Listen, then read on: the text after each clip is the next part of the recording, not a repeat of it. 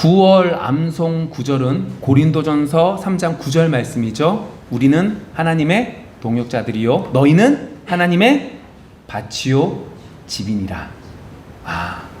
우리가 뭐라고요? 하나님의 밭이고 집이라는 겁니다. 그 속에서 우리가 마음에 새겨야 될 것은 뭐예요? 나의 집이 아니라 하나님의 집이구나. 내 마음대로 할 수 있는 것이 아니라 하나님의 뜻대로 되어져 가야 되는 거구나 라고 하는 걸 우리는 배웠습니다. 다른 말로 말하면 우리는 하나님의 작품이 된다는 거죠. 내가 생각하고 내가 마음대로 만든 내 작품이 아니라 하나님이 나를 만드신 하나님의 작품이라는 거죠. 그렇다고 해서 하나님이 만드셨으니까 우리가 하는 모든 일들이 우리의 생각처럼 다 잘 될 거다. 그거랑은 좀 다릅니다. 그런 면에서 오늘 우리는 예레미야서 말씀을 통해서 왜 하나님의 작품이라는 말을 제가 하고 있는지 살펴보기를 원합니다. 그리고 이 말씀들을 통하여 이 9월달 한 달 이 모든 것들을 정리하기를 소망합니다. 다시 한번 말씀드리지만 우리는 하나님의 작품입니다. 작품에는 목적이 있습니다. 우리도 무엇인가를 할 땐 그냥 하지 않습니다. 목적이 있죠. 내가 저기 가는 것도 배가 고파서 밥을 먹으러 가든지 운동을 하러 가든지 무엇인가 목적이 있습니다. 우리도 하물며 우리들도 그런데 천재의 주제이신 하나님께서 우리를 만드실 때 분명한 목적이 있으실까요? 없으실까요? 당연히 있죠.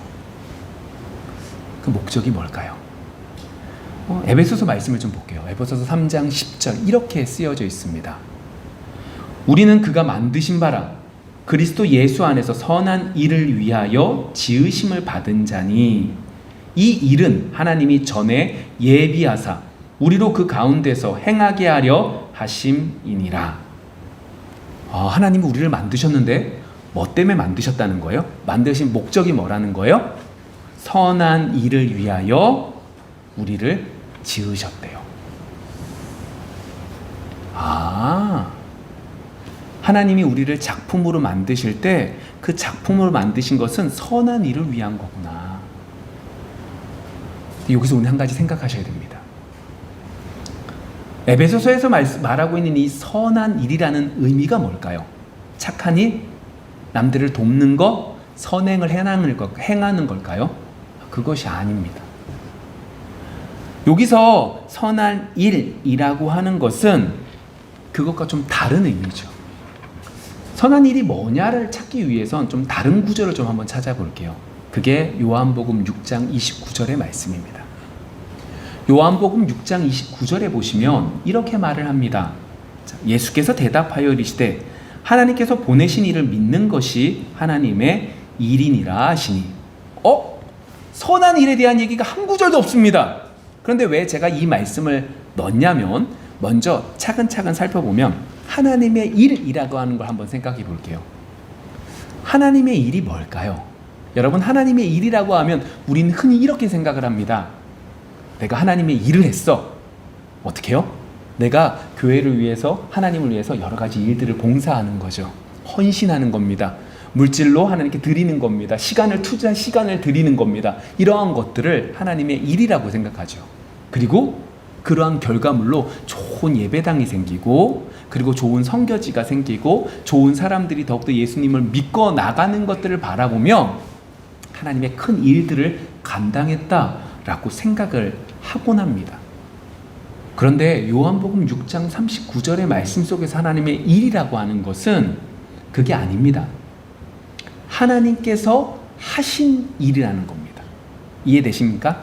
그러니까 쉽게 말하면 좀 전에 말씀드린 것처럼 우리가 생각하는 하나님의 일이라고 하는 건 내가 무엇인가를 함으로 그것들이 이루어지는 것의 성패에 따라서 잘되고 못되고를 결정을 하지만 이 성경 구절에서 말하고 있는 하나님의 일이라는 것은 하나님께서 하신 일이라는 의미가 되는 거죠. 그럼 볼게요. 하나님이 하신 일들을 뭐 하는 거요? 믿는 거예요. 하나님께서 보내신 일을 믿는 것이 하나님의 일이다. 하나님이 하신 일들을 내가 믿는 것이 뭐다? 하나님께서 정말로 원하시는 거구나 라고 말하고 있는 거죠. 그러면 앞에 있는 구절과 뒤에 있는 구절을 좀 합쳐볼게요. 하나님이 우리를 만드실 때 어떻게 만드셨어요? 선한 일을 하기 위해서래요. 이 선한 일이라고 하는 건 우리가 생각하는 착한 일이란 건 다르다는 거였어요. 선한 일이라고 하는 건 하나님께서 하신 일, 다시 말하면 예수 그리스도를 믿는 것이 선한 일이구나. 하나님이 우리를 만드신 이유는 무슨 의미예요? 예수님을 믿어 가기를 원하시는 거구나 라고 하는 걸 우리는 볼 수 있죠. 우리는 하나님의 작품입니다. 작품이기에 우리는 세상 사람들과 다르게 누구를 믿는 거예요? 하나님을 믿고 예수님을 믿는 거죠. 그 믿음의 삶이 우리의 삶이 되어지기를 소망합니다. 자, 이것들을 가지고 오늘 본문을 쫙 들어가 볼게요. 오늘 본문 속에서 하나님께서는 예레미야에게 이렇게 말씀을 하십니다. 1절부터 4절의 말씀 속에 이렇게 쓰여져 있죠.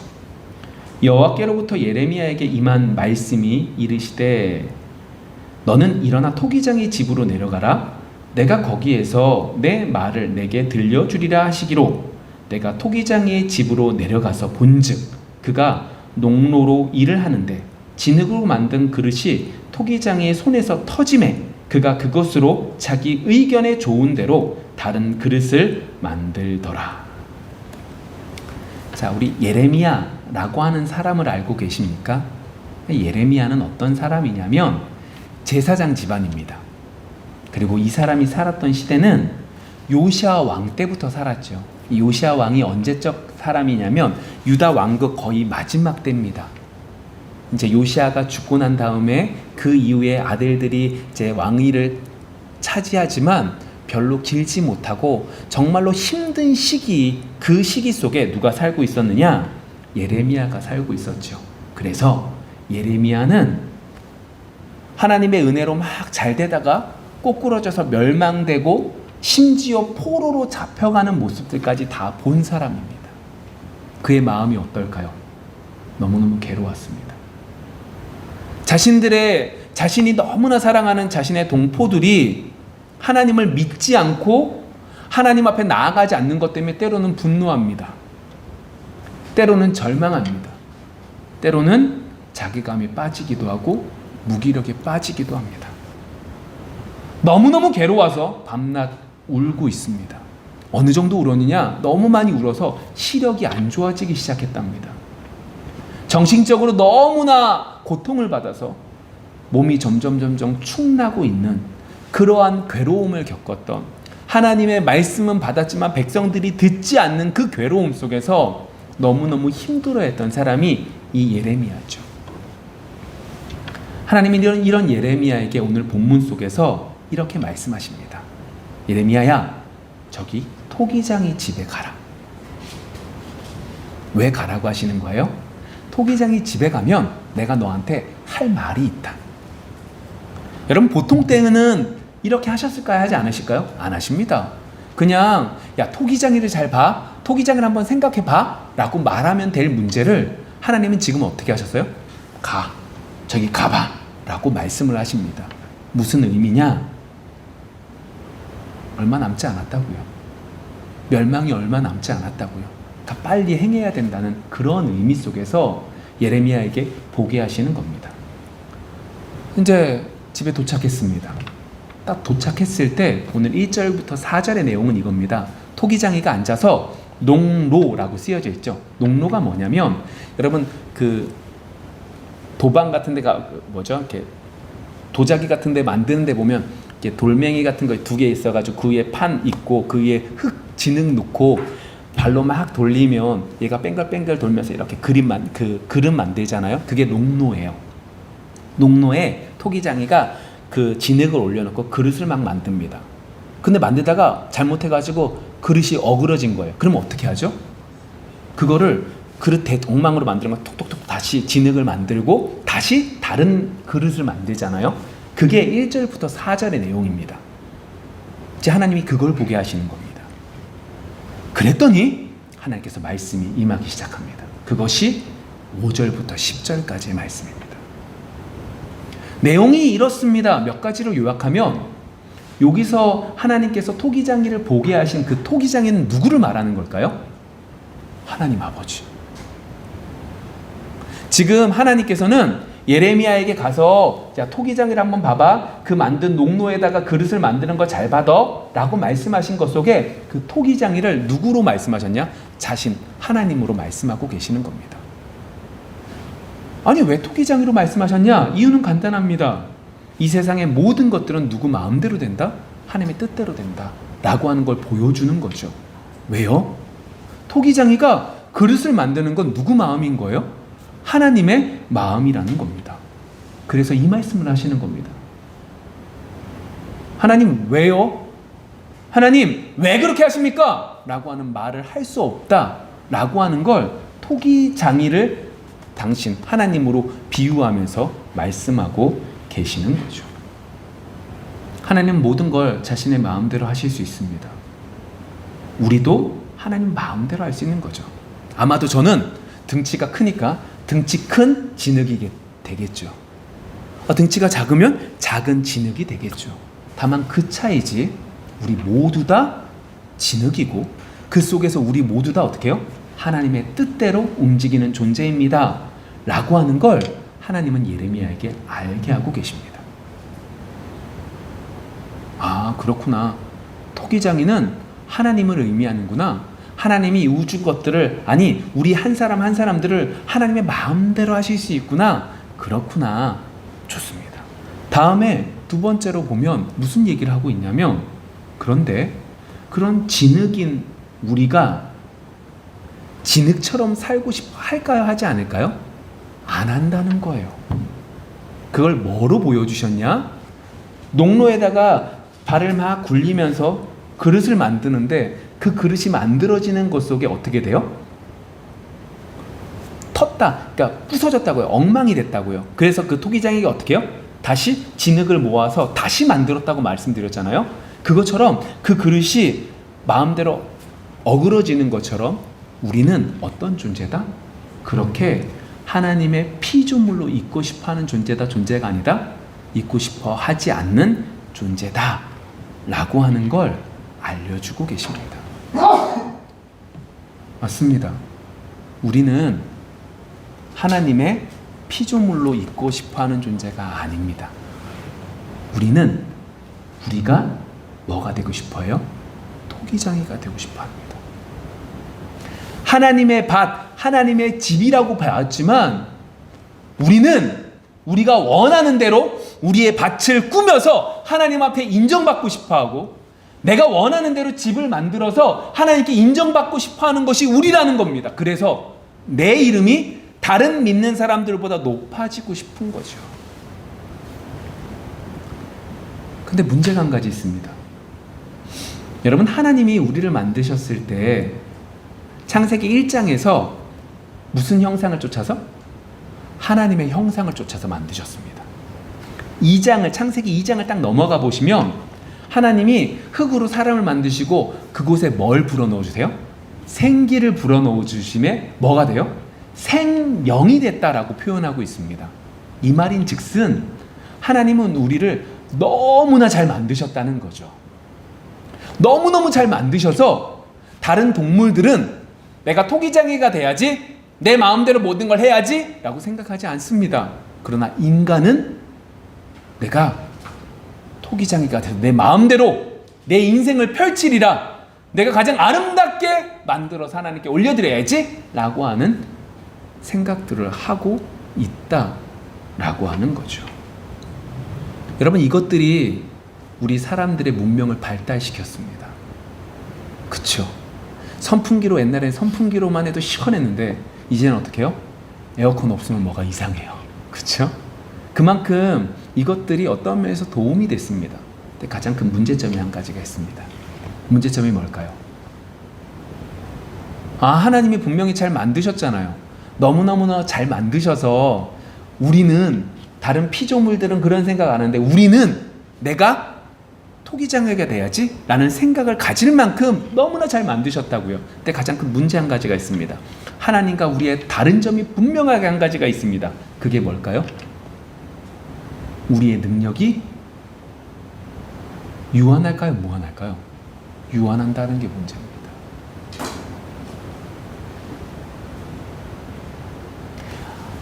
분명히 우리가 토기장애가 돼서 우리가 우리의 인생을 만들고 싶은데 하나님이 그렇게 귀한 존재들로 하나님이 성령을 하나님이 생기를 불어넣어 주시고 하나님의 형상으로 만드신 귀한 존재인데 우리에게 문제가 있는데 그 문제가 뭐라는 거예요?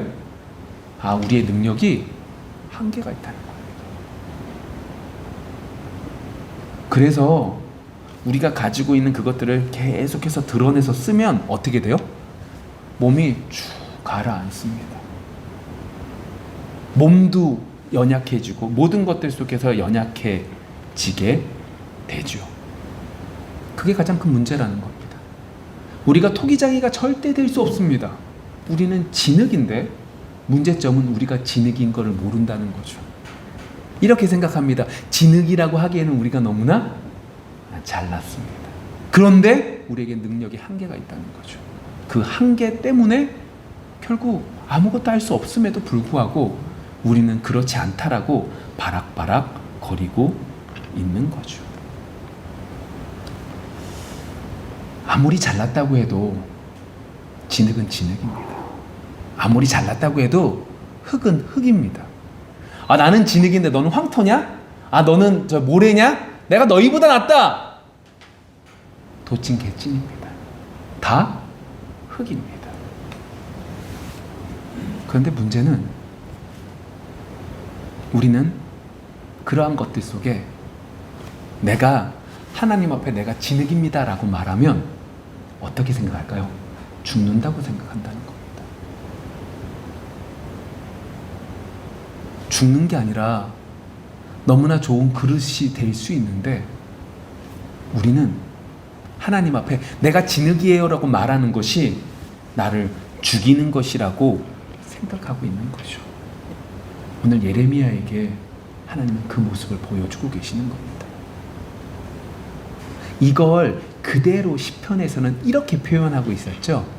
시편 32편 보시면 4절에 보시면 이렇게 무슨 단어가 나오냐면 하나님께서 누우신다라고 말을 합니다. 무슨 의미였죠? 요즘에 우리가 새벽에 시편 말씀 보는데 이 누르신다는 의미가 뭐예요? 하나님께서 우리에게 우리의 모든 것들 어떻게 해요? 짓누르셔서 모든 걸 할 수 없게 만드셨다는 거잖아요. 왜 하나님께서 우리를 누르셔서 다른 모든 것들을 할 수 없게 고통 속에 살게 하신다고 했죠? 2절에 보시면 32편 2절에 보시면 마음에 간사함이 없는 사람들은 뭐 한다고요? 복 받는다고요. 다시 말하면 우리의 마음속에 있는 간사함을 제거하기 위해서 어떻게 하시는 거예요? 누르시는 것이라고 표현하고 있습니다. 오늘 말씀과 더해서 보면 하나님께서 우리가 진흙인데 진흙이 아니라고 생각하는 우리에게 어떻게 하시기 위해서? 진흙인 것을 알게 하시기 위해서 누르시는 거죠. 이렇게 누르실 때 우리는 어떻게 해야 돼요? 기도해야죠. 어떻게 기도해야 돼요? 누르실 때 눌림 당해야죠. 어떡하겠어요. 근데 누르실 때 기도해야죠. 어떻게 기도하는 거예요? 오늘 말씀과 더해보면 이렇게 말할 수 있습니다. 하나님, 저는요 이미 하나님 손에 붙어 있습니다. 저를 어떻게 만드시든 하나님 뜻대로 하세요. 저는 진흙입니다. 저는 흙이지 제가 어떻게 이렇게 만들면 그릇이 만들어지는 존재가 아닙니다. 저는 그릇을 만들 수 있는 존재가 아닙니다. 하나님이 저를 누르시면 저는 눌림 받을 수밖에 없고 내 마음속의 간사함, 다시 말하면 하나님 앞에 있는 그대로 내어놓을 수 있는 은혜가 저의 속에 있기를 원하니 제 속에 있는 모든 것들 고백하기를 원합니다 라고 기도하셔야죠. 여러분, 그렇게 기도할 수 있는 여러분들이 되어지기를 원합니다. 여러분, 우리는 진흙입니다. 여러분, 우리는 할 수 없습니다. 하나님이 누르시면 눌림 받아야죠. 우리의 마음의 간사함을 다 내려놓고 있는 모습 그대로 하나님께 아뢰야죠. 그러한 은혜가 우리 속에 있기를 원합니다. 그런데 그러한 것들 속에 오늘 5절에서 10절 말씀 속에 그것만 있는 게 아닙니다. 그러면서 하나님께서 말씀하시는 게 뭐냐면 나라들에 대한 얘기를 하시죠. 그 나라들에 대한 이야기를 하면서 무슨 얘기를 하고 싶으셨냐? 하나님은 하나님께서 정하신 그 뜻을 그 사람들이 하나님 앞에 회개하면 고칠 의향이 있다 없다? 있다. 그 말씀을 하시는 겁니다. 예레미야야, 어느 나라가 하나님 보시기에 악한 일들을 했어. 그런데 그들이 하나님 앞에 회개하면 내가 그들을 용서해서 그 자리에서 넘어가게 해줄게.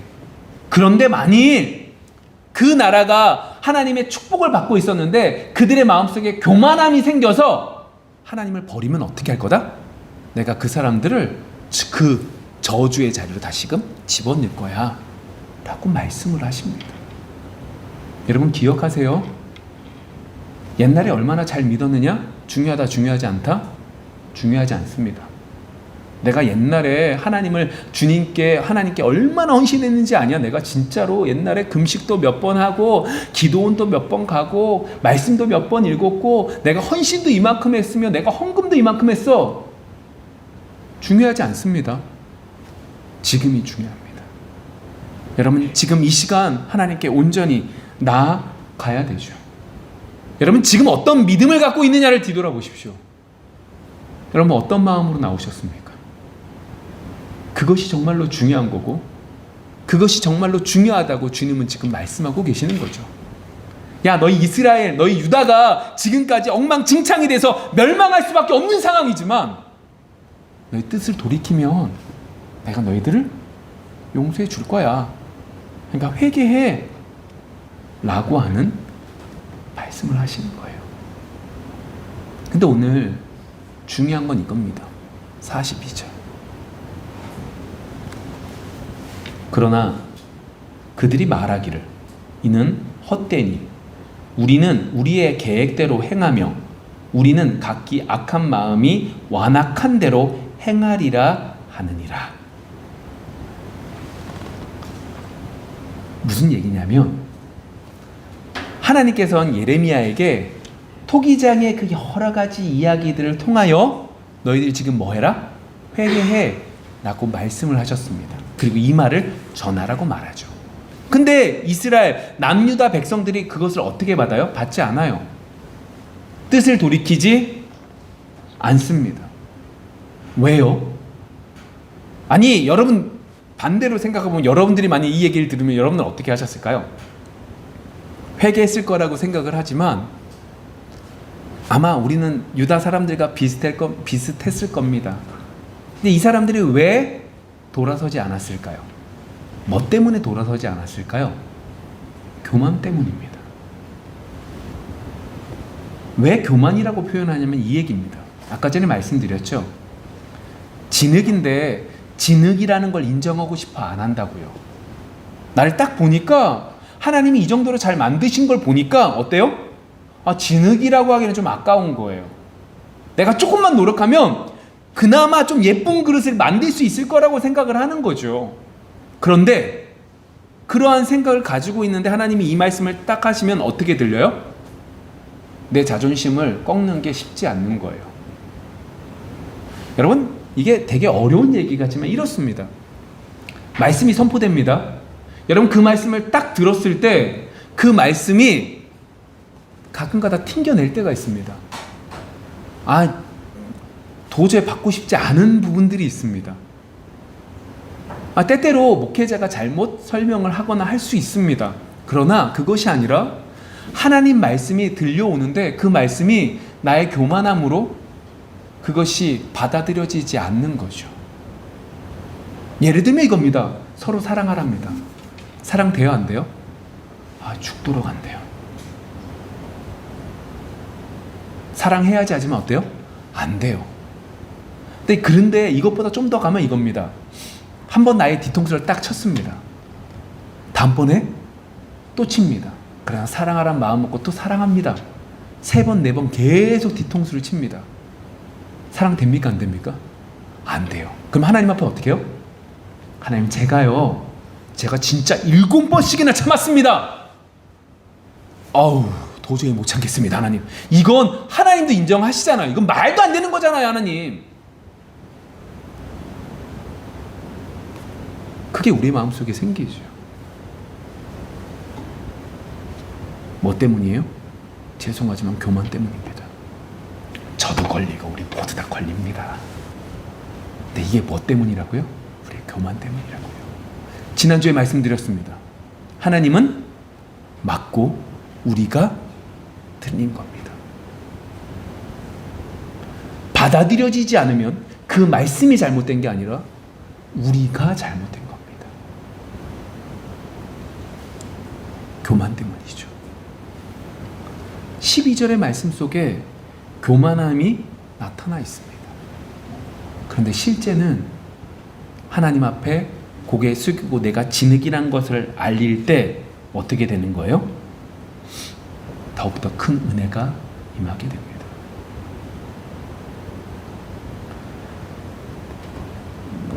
여러분, 그런데 한 가지 생각해 보면 그렇지 않나요?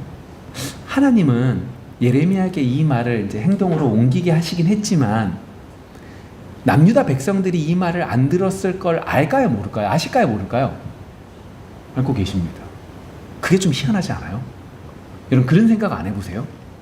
분명히 예레미야에게 이렇게 현장 실습을 시키시고 그 말을 전하라고 해서 전하는데 그 전함을 받는 사람들이 안 듣는 거 알고 계신다고요. 이사야에게 말씀을 전하라고 할 때도 말씀하십니다. 안 들을 거야. 그런데 전해라고 말씀하십니다. 동일하죠. 예레미야에게도 이 말씀을 전하라고 하는데 그 사람들이 듣지 않습니다. 왜 그런 거예요? 교만 때문이라고요. 근데 하나님 그러면 아무 의미 없는 일을 시키시는 겁니까? 아닙니다. 그걸 통해서 이스라엘 남유다 백성들에게 처절하게 깨닫게 하시는 겁니다. 그 말씀이 선포된 것들을 기억하는 사람들이 포로로 잡혀갔습니다. 그들의 머릿속에 뭐가 남을까요? 하나님이 그렇게 말씀하셨는데, 회개하라고 그렇게 말씀하셨는데, 토기장의 비유를 통해서 그렇게 말씀하셨는데 내가 그 말씀을 전혀 안 들었네 라는 생각들이 들겠죠. 무슨 말이에요? 후회하라는 말을 하고 싶은 것이 아닙니다. 하나님은 이것들을 통하여 인간이 어떤 존재라는 걸 알게 하시는 겁니다. 인간은 인간 스스로 돌아올 수 있다 없다? 없음을 알게 하시는 겁니다. 너희의 마음속에 그 교만함 때문에 죄가 더욱더 커져서 죄에서 내리지 못하고 끝까지 가는 존재라는 걸 알게 하시기 위한 겁니다. 그래서 서두에서 하나님이 우리를 만드신 목적은 하나님의 선한 일을 하기 위한 거였는데 그 선한 일이라는 것은 요한복음 말씀을 통해서 하나님이 보내신, 하나님이 하신 일, 예수 그리스도를 뭐 하는 것이다? 믿는 거라고 말씀드렸습니다. 왜요? 우리는 진흙인데 우리는 진흙이 아니라고 생각하기에 우리의 그릇을 만들려고 하다가 죄가 더욱더 커져서 죄에서 내리지 못해서 결국 멸망당할 수밖에 없는 존재이기에 우리는 할 수 없기에 누가 필요한 거예요? 예수님을 믿는 것, 예수님밖에 없음을 알게 하시는 거죠. 말씀을 좀 정리해 볼게요. 여러분, 우린 하나님의 작품입니다.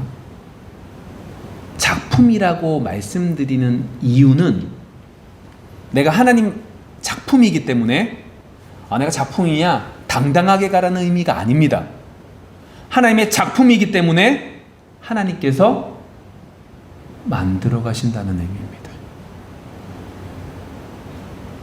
내가 하나님 작품이니까 난 어디서나 당당해. 난 잘 될 거야. 왜? 난 하나님의 작품이니까. 이게 아니라 하나님의 작품이라는 의미는 하나님의 뜻대로 하나님이 만들으셔 가신다는 의미이죠. 그래서 뭐 하지 마십시오? 교만하지 마십시오. 섰다라고 생각하지 마십시오. 아무리 서서 아무리 이룩한 것들이 많다 할지라도 우린 뭐밖에 안 되는 거예요? 진흙입니다. 어떤 진흙이요? 오늘 제목과 같이 토기장의 손에 있는 진흙입니다. 하나님이 토기장이 되게 되셔서 하나님의 마음대로 만들 그 진흙밖에 되지 않는다는 거죠. 여기서 중요한 건 뭐예요? 진흙은 자신이 진흙이란 것을 알 때에 가장 예쁘게 쓰임받을 수 있습니다. 여러분, 우리는 진흙입니다. 우리가 할 수 있는 것이 아니라 하나님이 이루셔야지 구원받을 수 있는 진흙입니다. 우리 옆 사람들 한번 보실까요? 이렇게 말씀해 보십시오. 당신은 하나님의 작품입니다. 한번 얘기해 보세요, 옆 사람들에게. 당신은 하나님의 작품입니다. 제가 이 말씀을 드리는 이유는 내가 작품이니까 난 당당해, 이걸 말하고 있는 것이 아닙니다. 작품이기 때문에 하나님이 어떻게 하신다고요? 만들어 가신다고요. 그 속에서 우리가 해야 할 일은 무엇이라고요? 진흙이라는 것을 깨닫는 거라고요. 이번 한 주 하나님이 하나님의 작품으로 만들어 가시는 것들을 맛보기를 원합니다. 여러분, 그걸 통해서 우리가 알아야 되는 것은 내가 작품이라서 하나님의 은혜로 내가 이렇게 만들어가는 내가 못했던 일들을 했네? 이게 아니라 이 일들을 이루시는 하나님이, 주님이 정말로 나의 임금이 되시고 왕이 되시고 주인이 되심을 고백할 수 있는 믿음이 더욱더 커져갈 수 있는 우리 모두가 되어지기를 소망합니다. 기도하겠습니다.